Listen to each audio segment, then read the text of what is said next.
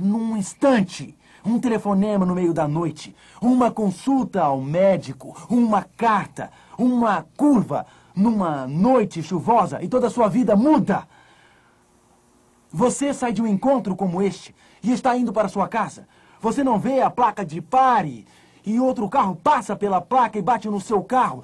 Você fica paraplégico para o resto da vida. A vida pode mudar muito rápido. Nabucodonosor estava muito bem no seu palácio, desligado de Deus, separado de Deus, sem interesse em Deus.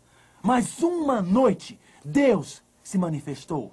As Escrituras dizem, no verso 5, tive um sonho que me espantou, e quando estava no meu leito, os pensamentos e as visões da minha cabeça me perturbaram. Por isso, expeli um decreto pelo qual fossem introduzidos à minha presença todos os sábios da Babilônia, para que me fizessem saber a interpretação do sonho. Então entraram os magos, os encantadores, os caldeus e os feiticeiros, e eu lhes contei o sonho, mas não me fizeram saber a sua interpretação. Como você é bobo, Nabucodonosor, me desculpe. Nabucodonosor, acorde!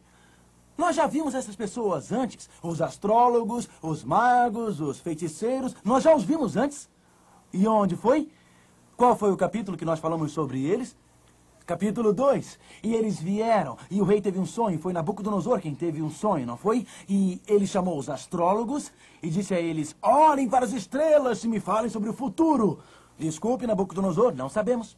Então, ele disse aos feiticeiros e aos médiuns, façam seus encantamentos mediúnicos e digam-me o que eu sonhei no capítulo 2. E eles responderam, não podemos.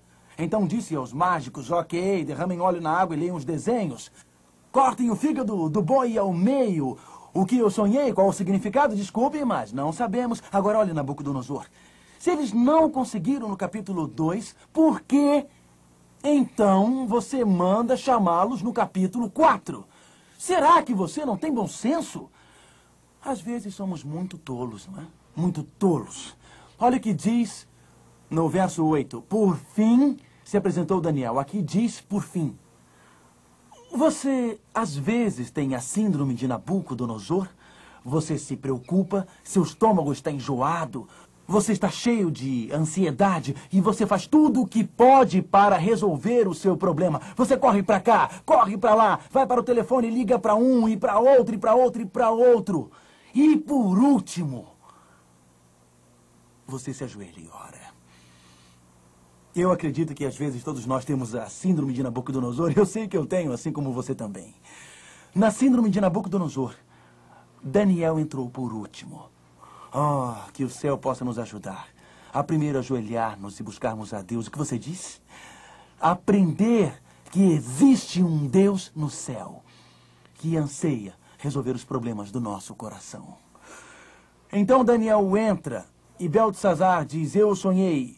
E aqui, ou melhor, Nabucodonosor diz, eu sonhei. E aqui está o sonho da grande árvore. E enquanto eu olhava para aquela grande árvore, no começo era pequena, e a árvore foi crescendo, crescendo e crescendo. Então um ser celestial pronuncia julgamento sobre a árvore. E alguém corta a árvore cai no chão, e fica apenas o tronco com as raízes. Você pode ler aqui nas Escrituras. Vamos ver o verso 10 de Daniel, capítulo 4. Eram assim as visões da minha cabeça quando eu estava no meu leito. Eu estava olhando e vi uma árvore no meio da terra, cuja altura era grande. Crescia a árvore e se tornava forte, de maneira que a sua altura chegava até o céu, e era vista até os confins da terra. A sua folhagem era formosa, e o seu fruto abundante, e havia sustento para todos. Verso 13. No meu sonho, quando eu estava no meu leito, eu vi um vigilante, um santo, que descia do céu, clamando fortemente, e dizendo, derrubai a árvore, cortai-lhe os ramos. Vamos para o verso 15. Mas a cepa com raízes, deixai na terra. Verso 16. Mude-se-lhe o coração, para que não seja mais coração de homem, e lhe seja dado coração de animal, e passem sobre ele 7 tempos. Nabucodonosor diz, Daniel, esta é a natureza do meu sonho. Qual é a importância? O que significa Daniel 4, verso 17? Esta sentença é por decreto dos vigilantes, e esta ordem por mandado dos santos, a fim de que Agora, o que a fim de que significa? Alguém sabe o que significa a fim de que? Isto com um propósito, isto mesmo, de que conheçam os viventes que o Altíssimo tem domínio sobre o reino dos homens e o dá a quem ele quer. Então, qualquer que seja o significado deste sonho, o sonho é para revelar que Deus governa, que Deus é rei. Agora, em Daniel capítulo 1, vimos o Deus que pegou a derrota da vida de Daniel quando ele foi cativo e o transformou em vitória. Em Daniel capítulo 1, ele é o Deus para ser exaltado, porque ele pega a nossa vida quebrantada, nossos sonhos despedaçados e esperanças frustradas e as transforma em vitória. Em Daniel capítulo 2, naquele grande sonho da imagem do segundo capítulo, nós vimos um Deus que revela o futuro. E vimos que podemos confiar seguramente nele, porque podemos colocar nosso futuro em suas mãos. No capítulo 2, ele é revelador. No capítulo 3, vimos o Deus que é o Salvador. O Deus que é o Redentor. No capítulo 3, Sadraque, Mesaque e Abednego foram para a fornalha. E Cristo entrou lá e livrou a todos da morte. Então, nas chamas de nossa vida, quando não existe esperança, ele é o nosso Salvador. Quando chegamos no fim da estrada e não há mais para onde ir, existe uma saída, ele é o Salvador. E no capítulo 4, ele é o rei, porque de acordo com Daniel capítulo 4, 17, o propósito do sonho é revelar Deus como verdadeiro rei do universo. Então, em Daniel 1, ele é o Deus que transforma, derrota em vitória. Em Daniel 2, ele é o Deus que revela o futuro. Em Daniel 3, ele é o Deus que redime todo o seu povo. Em Daniel 4, ele é o poderoso rei que reina. Você percebeu como os capítulos 2, 3 e 4 se completam? No capítulo 2, ele é o revelador. No capítulo 3, ele é o redentor. No capítulo 4, ele é o soberano. No capítulo 2, ele é o profeta. No capítulo 3, ele é o sacerdote. No capítulo 4, ele é o grande rei. Quando estudamos o capítulo 4, Deus revela a si mesmo digno de ser louvado, porque ele é o rei do universo e ele deseja ser o rei do nosso coração.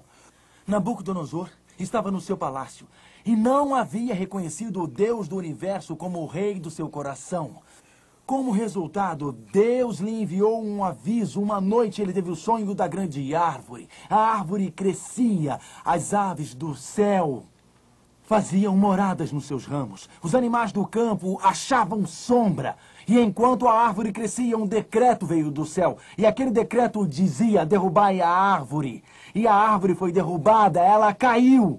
Somente o tronco permaneceu. Cadeias de bronze e ferro. Não esqueça, cadeias de bronze e ferro. Voltaremos mais tarde.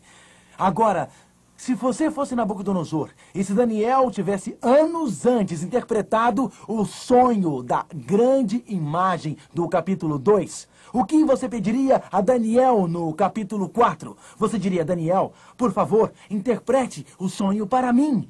Daniel, capítulo 4, verso 19.